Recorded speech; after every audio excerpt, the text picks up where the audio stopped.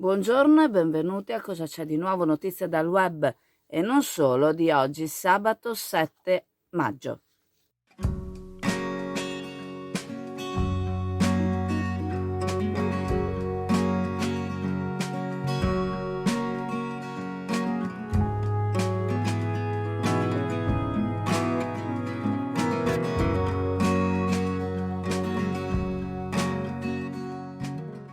Ieri pomeriggio si è tenuto un incontro alla chiesa della Santissima Trinità in piazza 20 settembre in centro storico a Chioggia, che ha visto coinvolti vari settori della sanità pubblica presentato dai Lions. Si è trattato dell'ultimo incontro di una serie Vivere da protagonisti che ha voluto coinvolgere i giovani per far sì che si rendano conto dell'importanza di diventare parti attive della società, far capire loro quanto importante sia farsi coinvolgere e quanta soddisfazione possa dare. L'evento è stato possibile grazie ai Lions Club, al patrocinio dell'azienda US Tre Serenissima, alla città di Chioggia e alla Fondazione dei Santi Felice e Fortunato. Il convegno Vivere da protagonisti ha visto al centro 30 anni di sanità clodiense e all'esordio c'è stata la presentazione dello screening finanziato proprio dal Lions sulla morte improvvisa a causa della miocardia ipertrofica. A parlare del tema la dottoressa Bevilacqua, dottoressa Garelli e il dottor Valle. Ieri era presente anche il direttore generale della US Tre Serenissime, Edgardo Contato, il quale da poco più di un anno occupa il posto dirigenziale. Quasi inevitabile parlare di sanità, ha esordito, visto il periodo finora vissuto, dopo aver elogiato comunque chi si mette a disposizione nel proprio tempo per qualsiasi forma di volontariato. Il nostro territorio, ha affermato, viene considerato strategico sia per il suo ruolo quotidiano che sia per quello turistico, per il quale è già stato studiato un piano. A Chioggia la salute passa anche attraverso il mercato ittico all'ingrosso, dove serve attenzione per il pesce, che deve essere commercializzato e dove lavorano i veterinari della ULSS. L'impegno della ULSS è completo e Contato ha voluto tranquillizzare che sulla città la ULSS vuole investire. Il territorio deve essere reso ora appetibile per le competenze, per i professionisti che si vogliono appunto assumere. Altri interventi si sono susseguiti in seguito. Alessandro Scarpa, presidente dei Lions, ha fatto da mediatore tra gli interventi della dottoressa Clelia De Sisti, il dottor Luciano Boffo e il dottor Massimo Boscolonata. Un intervento speciale, quello a preambolo dell'evento, tenuto da Carlo Alberto Tesserin, primo procuratore di San Marco, che ha raccontato i suoi anni nella politica locale e regionale.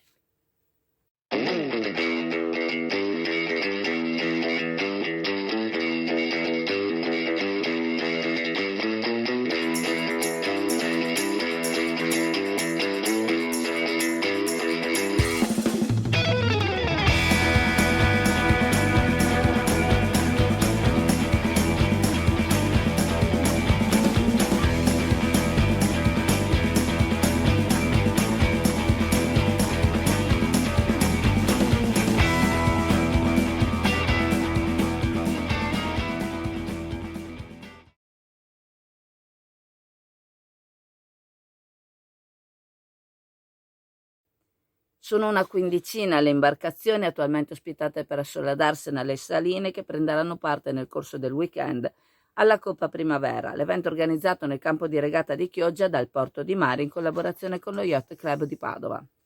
La regata sarà un importante crocevia per la stagione, essendo valida come qualificazione del campionato italiano assoluto di vela d'altura che si terrà a fine agosto a Monfalcone. Le attuali previsioni meteo prevedono per il fine settimana il transito di un'intensa copertura nuvolosa che potrebbe portare piogge o venti deboli o moderati. Il programma della manifestazione prevede la disputa di un massimo 5 prove dinanzi alla spiaggia di Sottomarina. Alla luce delle attuali condizioni meteo, il comitato di regata si riserva comunque la possibilità di far disputare una prova con percorso costiero, in caso appunto di condizioni meteo avverse. La Coppa Primavera sarà per molti equipaggi un'importante occasione per testare la messa a punto delle imbarcazioni e dell'equipaggio, in vista degli importanti appuntamenti che si terranno nel 2022 nell'Alto Adriatico, ha affermato Emilia Barbieri, vicepresidente di Porto di Mare e consigliera UVAI. La Coppa Primavera 2022 gode del patrocinio del Comune di Padova ed è organizzata con il supporto di vari sponsor, tra cui la Proloco Chioggia Sottomarina.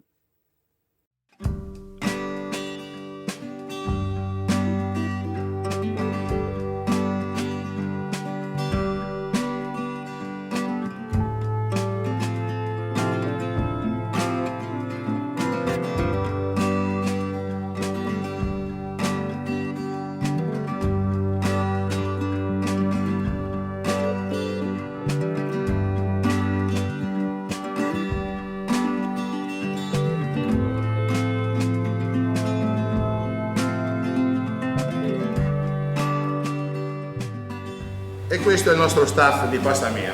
Benvenuti alla Pasta Mia, grazie e venite che vi aspettiamo. In tantissimi vi aspettiamo.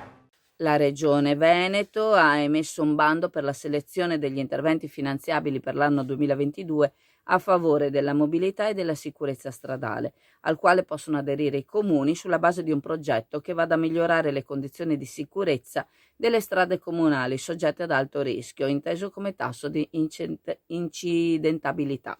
L'amministrazione comunale ha quindi presentato la richiesta di contributo per mettere in sicurezza alcuni attraversamenti pedonali in Viale Mediterraneo, vista l'alta incidentalità collegata al traffico veicolare.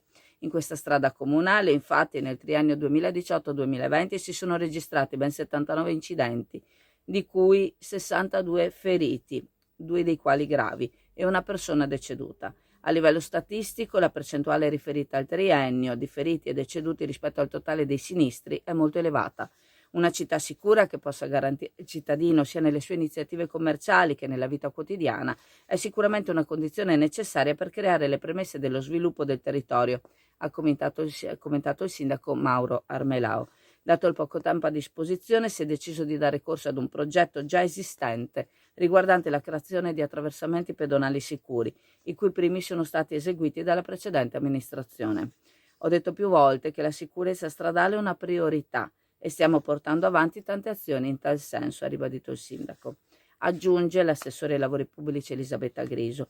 Questi altri 6 attraversamenti consistono nella creazione di un portale con delle lanterne che illuminino a giorno i passaggi pedonali con le nuove tecnologie LED, in modo tale che il pedone sia più visibile. Il progetto era già approvato, ma non era stato ammesso al finanziamento. Ora è stato modificato sia nei prezzi, visto il rincaro delle materie prime e dei semiconduttori, sia nella sostanza, in quanto verranno installate le tecnologie più innovative e verranno anche sistemate le pavimentazioni dei passaggi. Oltre a ciò, conclude l'assessore Griso, è prevista una prima parte di riasfaltatura della strada e rifacimento della segnaletica che sarà propedeutica alla sistemazione generale di tutta la via, che statisticamente va asfaltata ogni 5-6 anni, visti i flussi di traffico. Il costo totale del progetto è di 240.000 euro, il finanziamento regionale previsto è del 50%. La graduatoria regionale è attesa per l'estate.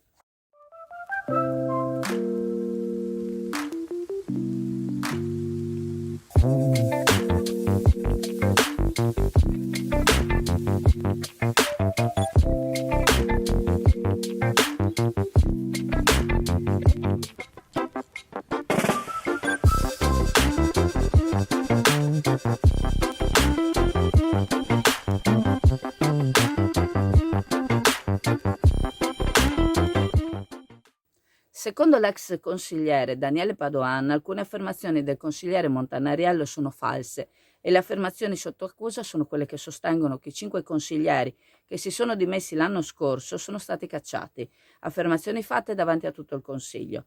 Padoan ribadisce che nessuno può cacciare un consigliere eletto dal popolo e Montanariello questo dovrebbe saperlo e ribadisce che sarebbe ora di smettere di polemizzare sulle dimissioni dei membri dell'attuale gruppo Obiettivo Chioggia. Sulle stesse affermazioni del consigliere Dem è intervenuto anche l'ex presidente del Consiglio Andri Bullo, che dissente da ciò che quest'ultimo ha affermato, mentendo così spudoratamente.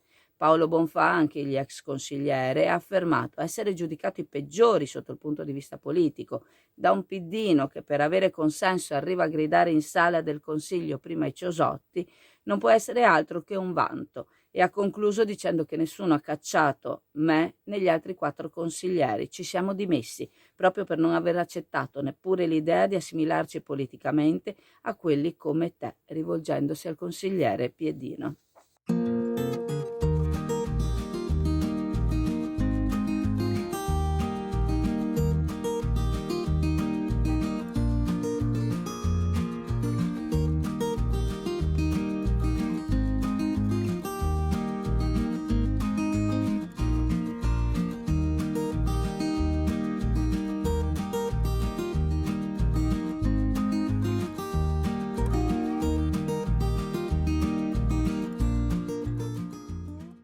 A Cavarzere è stato approvato il progetto per l'impianto di biometano a Cavenier. Secondo il gruppo Idea per Cavarzere, il sindaco ha dichiarato alla stampa di essersi battuto per 6 ore contro il progetto che permetterà di lavorare i liquami zootecnici a meno di 1 chilometro in linea d'aria da Cavarzere. Secondo il gruppo le motivazioni per fermare il progetto c'erano, ma sindaco e vice sindaco, con il silenzio e assenso di tutta la maggioranza, hanno dichiarato in consiglio comunale di non voler condividere nulla con la minoranza sulla questione, che ci avrebbero pensato loro. A parere del gruppo politico, ora si dovrebbe andare in regione per difendere il territorio, dove si vuol far convergere immondizie e letame. Lo faranno? Se lo faranno avranno l'appoggio del gruppo, se non lo faranno saranno guai per tutti.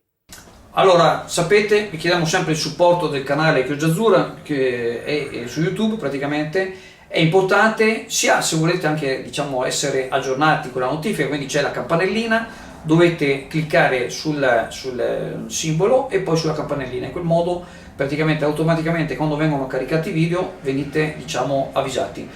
È un modo anche per sostenerci, perché il canale più, diciamo, ha dei risultati e maggiore, diciamo, è il ritorno, diciamo, sia di immagine ma anche la possibilità di propagandare le notizie. Solo questo, grazie e ciao!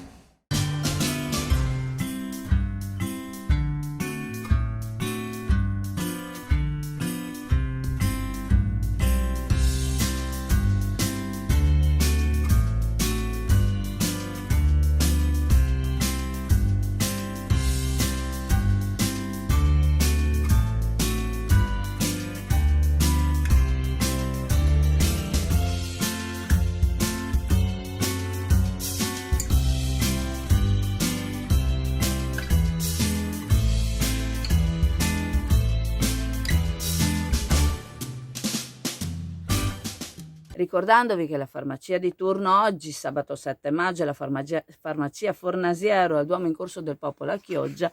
Vi saluto, vi ringrazio e se volete ci vediamo in negozio. Vi ricordo anche che domani mattina, domenica 8 maggio, a partire dalle 9 ci sarà un'operazione di pulizia organizzata dall'Associazione Amico Giardiniere, dalle parti della diga del Forte San Felice.